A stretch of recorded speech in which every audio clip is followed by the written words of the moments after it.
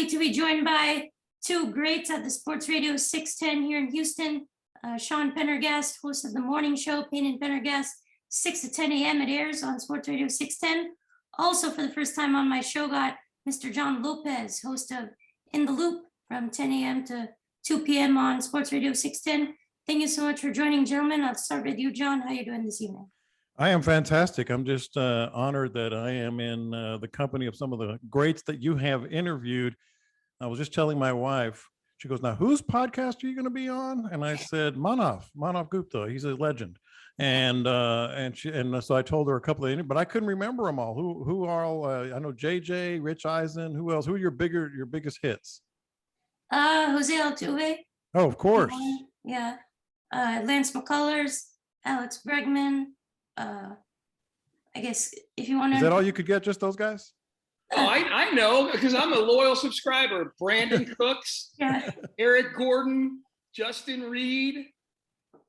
I'm sure I'm missing a few others like you. And you went over the Dynamo and you crushed it over there, dude. Yeah. So now you said, well, all the big ones are done. Yeah. Let's get Sean and John on here. Hey, John, he's dumpster diving now. No, this is great, guys. Thank you so much for all the kind words. I appreciate it. This is Sean's second time on the show. So, how's it going, man? Good, man. It's going good. I think John will back this up. It's for the first time in like 3 years, it feels like everybody, for the most part, following the Texans, covering the Texans, there's a light at the end of the tunnel. I don't know how far away it is. I don't know if it might be an oncoming train. Who knows? But there's a tunnel and there's a light and things feel good right now. So I feel great, man. Yeah, for sure. I'd agree with that. I think a lot of Texans fans are feeling great around here, especially with how the draft went. And I would say Nick Caserio did a pretty good job with this year. And Derek Stingley Jr. was, I think, a surprise pick for me at number 3. That's what I think. There was a lot of rumors of him being taken at number 3. And I think Ian Rappaport tweeted, I think a few days before the draft, that if the Texans go corner, it would be Stingley more than Ahmad Gardner. And that was the case here. For me, it was a big shock. Were you guys surprised as well, John? Not a big shock, but a little bit of a surprise for all the reasons that you just said. And I think part of that for me is I preferred, I was happy, don't get me wrong, I was happy with Derek Stingley, but I preferred, as Sean knows, Sauce Gardner. But I was really, really happy just top to bottom.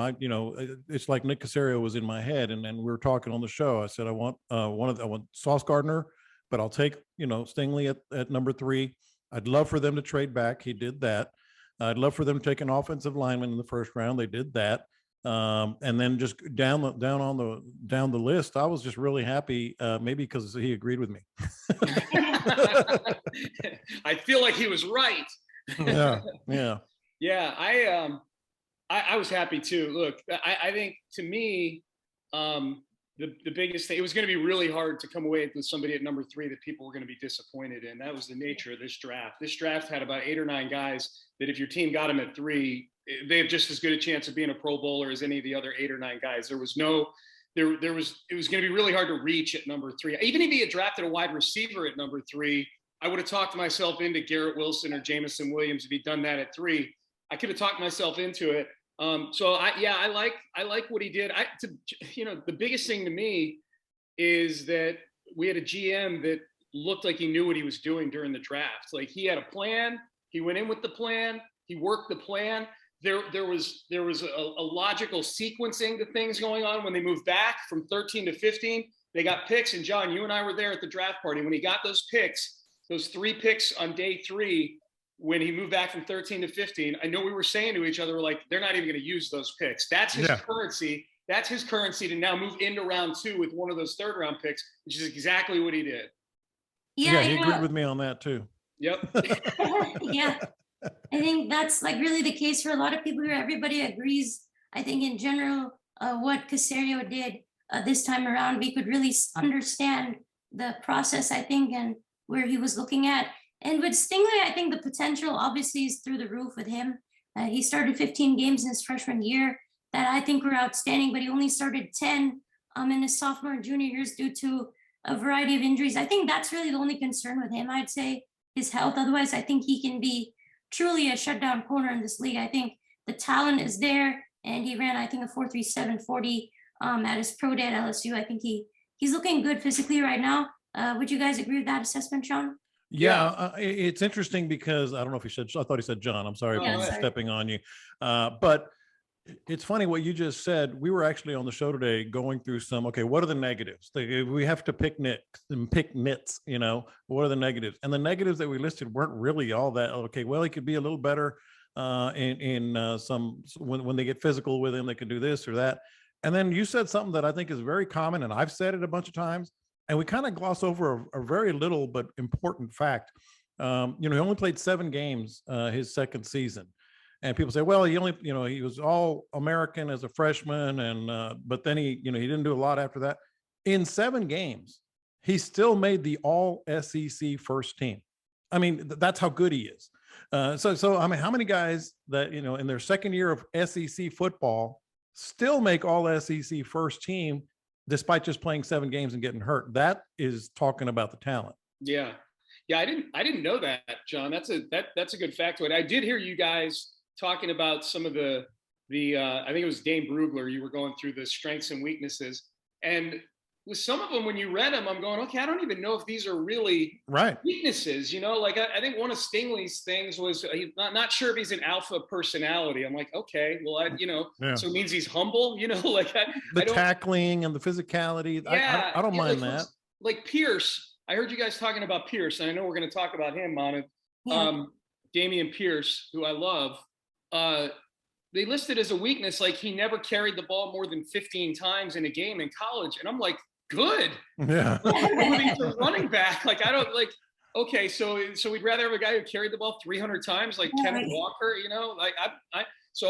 I heard you guys doing that segment. It was a really good segment. And as I was listening to some of the weaknesses, I'm like, man, some of this stuff is like Michael Scott, where he gets asked on The Office, like, so what are your strengths, Michael? Or what are your biggest weaknesses? He goes, well, my weaknesses are also my strengths. I try too hard. I love work too much. That's what I felt like listening to you guys do that. I'm like, I'm not really all that worked up about any of these things being weaknesses, Yeah, I'm just really excited for him. I think we did a great job upgrading the secondary again. I've seen a lot of people here in Houston, wondering, we keep getting burned over the top by all kinds of wide receivers. It's about time that, we try and limit that. And you're talking about Damien Pierce, and he's one of my most favorite draft picks that the Texans did in the 4th round. I think I was listening to you and Seth mentioning earlier today, he brings some swag to the team. You guys were talking about, the Texans have a lot of nerdy guys, and stuff like that. But he brings swag all out, really physical guy. He didn't get used that much in Florida, which, like you said, it's a great thing. I think a lot of tread left. He was, I think, really productive at his time there, a really explosive guy. And I hope we can see a lot of him this year. I'd like to see him get the starting role over Marlon Mack. Well, yeah. I mean, yeah. Look, we've been starving at the running back position the last couple of years. So you could show any highlight package of Damien Pierce, and we're going to be like, oh, my God, this is sexy right here. Yeah. So, but add in the personality, too. And he's just, I think first and foremost, we want these guys to be good players, but I also like guys that are interesting to talk about and cover. And he looks like he'll definitely be that. And I think he's probably a sleeper fantasy guy, John. I can't imagine he's going to be, at least eventually, not going to be a guy who's getting 10, 15, 18 touches a game on this team. I just am glad that we're getting a running back that falls forward when he gets tackled. Yes. You talk about swag, and you talk about style and all that. That's, to me, is the ultimate swag. He only had 15 carries a game. He scored 13 touchdowns. That's a lot. That's a guy that can finish runs. Yeah. That's something that we've never seen. Haven't seen in a long time. On this club. So he's falling forward. Everybody saw the highlight of his helmet coming off, and he still finishes the run and gets a touchdown. And I actually don't remember that game. I don't know if it actually counted or not, because the play's supposed to be dead when your helmet falls off. John, he got called for a penalty. Oh, I couldn't remember. He got called for a penalty. But I don't care. So he could have scored 14 in my book. No, it's so funny you say that because I forget. I think I can't remember if I wrote it on the show rundown or if it was a post I was doing. I think it was a post I was doing today for Houston Press tomorrow. And I had that highlight embedded in the post for some reason. I don't remember why. But I said, the lesson here, kids, is who cares about the penalty? Keep running without your helmet on, because the buzz that it's going to get you at the next level is worth far more than whatever 15-yard penalty you cost your team. Yeah. That play has turned into his, I'm going to make a real old guy reference here. That's like his White Album, right, John? All right, man, you're on the spot. What is the White Album? Yep. Oh, I don't know what that is. The Beatles. That's Manav, have you ever heard of the Beatles? Yeah, I've heard of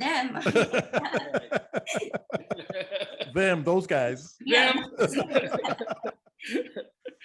Yeah, but John, I really love your point about him, finishing his runs on a good note. I think just falling forward is what I like to see, because I see a lot of these running backs, really fast guys. They keep going sideways, across the field. I'm like, go forward for Or once. backwards. Or backwards. I see that a lot. And guys like Tyreek Hill, for example, super fast dudes, but sometimes they just run backwards and lose yards on some plays. And I just love to see backs that can truly finish runs. And I was one of those people that tweeted out his run where his helmet came off, because when I saw that, I was really impressed. And I wanted to bring this point up. I don't think many people have talked about it, because I was really high on the defensive line, trying to upgrade that a lot more. Again, I was happy that we did draft Thomas Booker in the 5th round, but I personally would have liked to see one taken maybe a bit earlier in the draft. I feel like at number 15, there was a chance for Jermaine Johnson, and in the 2nd round too, with Arnold Ebiketie. I do like the picks that the Texans have made. They were great choices as well. But in the back of my mind, I was like, it would have been nice to get a really good pass rusher off the edge. Is that something you guys wanted as well, John? Sorry. Well, I don't think they could, and Sean kind of talked about this a little earlier. I don't think they could have messed up this draft. Okay. I mean, wide receiver at 3, DB at 3, offensive tackle at 3, I would have been happy. So you can start going down the board and say, well, they didn't get this guy or that guy. And that's true and fair, but you couldn't get everybody. Eventually, with all the picks they have next year and the picks they have after that, we have to just remind ourselves what a great day it was, what a great feeling we have right now. What if they pan out, what luck that they'll be able to have these guys, but they got 2 more years of this. And so that's why, I don't have higher expectations, maybe marginally, for them to necessarily win more games next year. That's dependent on what Davis Mills does, and Lovie Smith, whose last effort in the NFL was not that good, and Pep Hamilton has never been calling the plays here. So it's depending on a lot. I don't have higher expectations, but the optimism is there, and those players will come. Yeah, you can finally see. There's finally guys whose jersey you want to buy. Sometimes it's something as simple as that. I'm with John, Manav, that. Yeah, I mean, they didn't get a defensive lineman, but if they did, then we would be talking about them not getting a safety. Right. If they did, we would be talking about them not getting a wide receiver. This was truly a team where there was almost nothing they could do with those picks where you didn't go, okay, well, they addressed the need. I mean, they lead the NFL in needs. Yeah. So that's going to be a process. And so what they did is they went through that draft. I do think overall it was a really balanced draft. They ended up with 9 picks, and they addressed, I think, 8 different position groups with those 9 picks. I think the only position group where they doubled up was on the offensive line, where they took Green in the 1st and they took Deculus in the 6th. Other than that, they hit corner, they hit safety, they hit inside linebacker, they hit running back, they hit wide receiver. Defensive tackle, like you said, with Booker, they got a tight end, 5th, 6th rounder, but who knows how good he is. But there was a lot of balance in the draft. And then immediately, once the draft is over, their first 2 things they do in free agency are they get some decent mid-tier veteran guys on cheapo deals that actually had some pretty good sack numbers last year in Green and in Addison. So Nick knows what he's doing. So that's refreshing to see. They weren't going to be able to address everything in this draft. I think John hit the nail on the head. This is at least a 2-year process, if not a 3-year process. And I am surprised though that they are so overwhelmingly consensus picking first next year in the draft. Like all these way too early drafts, like there's not I've seen 7 of them. I said this on the show today. I don't know how many you've looked at, John. Mm-hmm. I've seen 7 way too early mock drafts. All of them have the Texans picking first. All of them have the Texans taking C.J. Stroud of Ohio State. Every single one of them. So at the very least, the mock draft crowd is not high on the Texans and not high on Davis Mills right now. And I'd be good with that, to be honest, except for one thing, and that's Davis Mills. If you have the worst record in the NFL, Davis Mills probably did not develop. Maybe he did. I mean, it's possible, but probably did not develop in the second year as we hoped. And I've told Sean this and our listeners, I kind of hope they land in that middle zone. You know, what that means that Davis Mills showed something that he absolutely, would be the quarterback, at least in the near future. But you still have enough assets. I mean, they could trade 2 first rounders and move into the number 1 or 2 spot, and get a quarterback. They can still get the quarterback they want and have Davis Mills and have a decent year. Yeah, the versatility is there. I think, both you guys are mentioning there are a lot of needs on this team, obviously, but I think Caserio's done a great job really navigating this process, really choosing the right players at the right points. And, there's a lot of ways the Texans can go here. And I think it's good to be flexible and really, buy into what Caserio is doing. And I think that's what a lot of people are doing here in Houston, because I trust in him. I think he's doing a great job. And I think it's great that we're able to say that about our GM. And I want to hear your guys' thoughts on John Metchie. I think initially, I didn't think the Texans would go to him. It was a big trade to go back into the second round to get him at 44. They had to trade the 68th overall pick, 108, and the 124th pick to the Browns. And I think the Texans seem to like him a lot. I think personally, the best thing about him is that he may not be the fastest guy, but he can generate separation.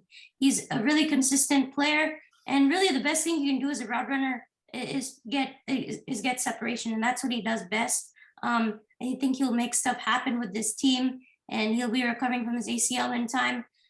Do you think he would have been available in the 3rd round if the Texans stayed at 68? Because I like that they took him, but I think there was a chance he could be available in the 3rd round. Would you guys agree with that at all? I don't know, John. We look at those consensus mock drafts, and Metchie was one of the bigger reaches according to that. But once you get into the 2nd round, I'm kind of, with the whole reach thing, like they have a specific thing in mind with him, and you're using picks that you feel are pretty marginal picks. Now they gave up 2 fourths to move up and get him. They moved up 24 spots. So it was a big jump, but I don't have a big problem with it. If they had moved, honestly, moving up to get him, I didn't have a big problem with it. If it had been another player they moved up to get, I might feel differently, but I really like Metchie a lot. And I like the fact that they got another weapon, like a slot type weapon, to go with Collins and Cooks on the outside. I was a big fan, and Sean knows this. I mentioned him multiple times before the draft on our show.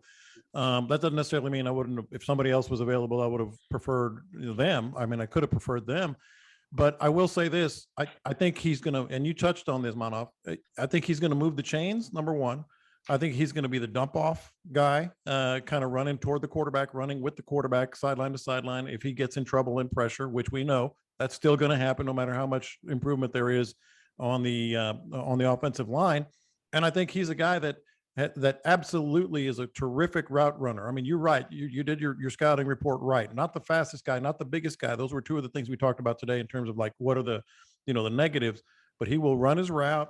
And he can be a dump off guy. And if you have Nico doing what he does, and if you have Brandon Cooks doing what he does, you got the guy. Okay, so guys, last year, Nico Collins' numbers were 33 catches for, I think, 443 yards. Does Metchie go over 33 catches and over 433 yards? Easily. Yeah, I think so. I think 55, somewhere in there. Just for a lot of the reasons, because of what I just said. I was thinking, that's why I thought of asking that. Like, if they use him the way you're talking about him being used, 55 is easy. He'll blow past 33 catches by the bye week if they do that. Yeah, again, separation is really important. And if he can come in and instantly be an outlet for Davis Mills, an easy outlet, yeah, he'll rack up those catches, I think, big time. And, there was I think a lot of people had the Texans drafting a tackle at number 3. Like we've talked about, there's a lot of different ways. John Lopez did. I did. Yeah. And I actually did too. I think I had them. I had Iquanu also. Yeah. Mhm, Yeah. mhm. But, I really like their decision to wait on that a little bit, kind of, and also try and build up the interior of that offensive line with Kenyon Green, because I don't think many people saw that coming. But to me, I think it was the right move to try and maybe wait a little bit and then get a guy on the inside. And hopefully Titus Howard, he stays at right tackle for once. But, I thought this is the right way to build up. Would you agree with that, John? Absolutely, because for the first time in a long time, I know who's playing where. And that's a big thing. Like, is he inside? Is he outside? You can go back 3 years. You can go back to the Bill O'Brien years. Yeah. Like, is he a guard? Is he a tackle? What's Max Sharping? What's Titus Howard? What's this? What's that? Who's going to play center? Is he any good? They have their offensive line. It's set. They're going to be playing in those positions. And I think they got, obviously, I went to A&M. I've seen every single snap. I watched him in high school. I watched Kenyon Green play from his freshman to his senior year at Atascocita High School out here. They got a guy, a dude, as the young folk like to say. And that the best part is they're all going to be established in their positions. Manav, you're a young folk. Do the young folks say dude? Is he a dude? He's a dude. Is he? Yeah, I would say Yeah. so. All right. Good. Good. I didn't mess that up. Awesome. I think the way you guys lay that out about just John, you saying we know where people are going to be. It's kind of sad that that's one of the things that it feels like they gained in all this. But it reminds me a little of the Deshaun Watson trade. Yeah, you got 3 first-round picks and you got the 3rd round and the 2 fourth-rounders or whatever. There were things that you got. But the one thing Nick Caserio said when they traded for Deshaun is they have clarity now. It's almost like they traded for clarity. And I feel like when they drafted Kenyon Green, not only did you get Kenyon Green, but now Titus Howard's going to be the right tackle. You Right. do the 5th-year option on him. It's almost like you drafted Kenyon Green, but you drafted stability and a form of clarity also along the offensive line. One of the byproducts of drafting Kenyon Green is, okay, we know Tunsil's our left tackle. Kenyon Green is going to be our left guard. Now we know Titus Howard's going to be our right tackle. Oh, by the way, all 3 of those guys are under contract for at least the next 2 years. Kenyon Green under contract for the next 5 years.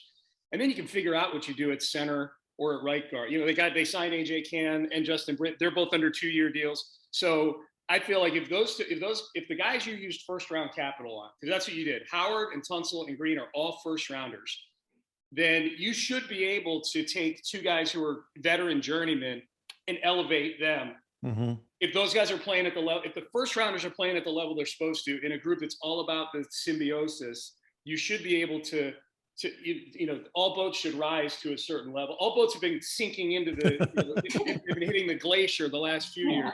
They're good players on the offensive line, need to play well, and I think they'll elevate the other guys if they do that. Yeah, I really hope this offensive line is better. I got hopes for them this year that they will be slightly better, and I hope to see a much better running game after it was the worst in the league last year. And last question for you guys here, I want to talk about Jaylen Petrie. I think it was a really nice pick in the 2nd round. You got some hometown guys here. Petrie, I think, was born and raised in Stafford. He went to Baylor, and I was hearing he could be kind of like a Tyrann Mathieu kind of guy in our secondary here. I was looking at him, maybe not the most elite physically, but he's a really, really smart guy, just a hard worker, a good leader in the locker room. Seems like a kind of guy Nick Caserio would like. And I think that's, a guy like Thomas Booker is also a good leader. So I feel like they're going in the direction that Nick wants. But I really hope Jaylen Petrie can solidify the back end.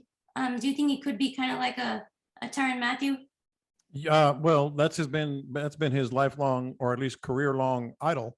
And of the games that I've seen of him play, that's kind of who he is. I mean, it didn't get Heisman votes like Tyrann Mathieu did, but he was all over the field. Could absolutely play every element of the safety position. And I was really excited that they made this move just because it fits with Lovie Smith's defense as well. You're going to have some zone elements, you can have some man elements, but the safety is going to be able to come up and cover the run, which he can absolutely do. And it's like a perfect fit for what Lovey likes to do traditionally. Yeah, I love Petrie. I liked him at Baylor. I liked him in college. I watched a lot of him. My son went to Baylor, so Baylor's one of the teams that's always on my wall on Saturdays. He was a classmate of my son's. I'll read you a text I got. I'm on a group text with my two sons all the time. It's always sports. I'm sure you got a group text too with Jacob and BG, John. Yes, I do. Stopping all the time. It's the best. It's one of the great things about having two sons is the group text. But Sammy, my son who went to Baylor, said Petrie, nasty, freshman year microeconomics legend. Okay, there's that. That could be good and bad. But this, yeah, right. Yeah, see, this is where Seth was talking about nerds this morning. On it, we got to be careful with this Petrie guy. No, but this is the text that I think speaks to why he's such a good fit for the Texans and where they are right now. Because a lot's been made about how he was the one recruit that stuck around after the Art Briles, after the scandal. But my son said Petrie is a Baylor day one guy. I remember when we were 1-11 my freshman year, people would walk up to him on campus and kind of question the football team. And he was always adamant every time about them becoming good. Next year, they were in the Texas Bowl. Year after that, they're in the Sugar Bowl. So I think that's a lot of what Nick was looking for in this draft was guys who, there's a lot of guys, and Nick acknowledges, there's a lot of guys who are going to lose more games by November than they lost their whole college careers. Yeah. But they're guys who are not going to let go of the rope, and I think Petrie, the original questions about Petrie, Petrie is clearly that guy. Like if I'm a general manager and I look at a guy who stuck through a 1-11 program and then was one of the linchpins of them getting to the Sugar Bowl and then winning the Big 12 last year. Yeah, and he's making plays, like Big 12 player of the year defensively. Like, absolutely, that's a guy that I would certainly invest the 37th overall pick in for sure.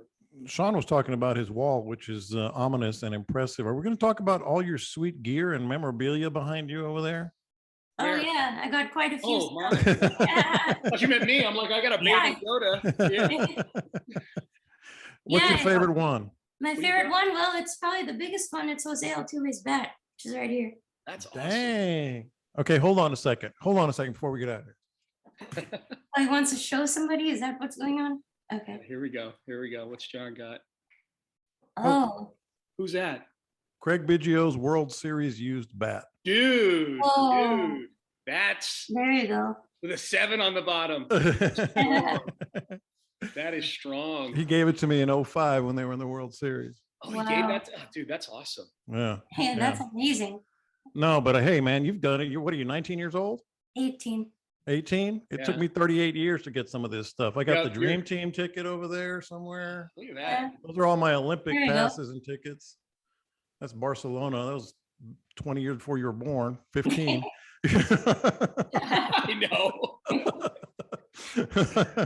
You got some olds on here, Monica. Yeah. No, guys, this was really great. And I think the Texans did really good. I give them an A, and I think they went in the right direction here. The secondary is looking as good as ever, I'd say, at least for the future. And guys, this was a really great interview. Thank you so much. I really enjoyed it. Yeah. And really appreciate the time, guys. Back at you. Appreciate Keep it up, by the way. Keep it up. Yeah. Stay after it, brother. Yeah. Thank you guys so much. Have a good rest of your day. You too. Bye.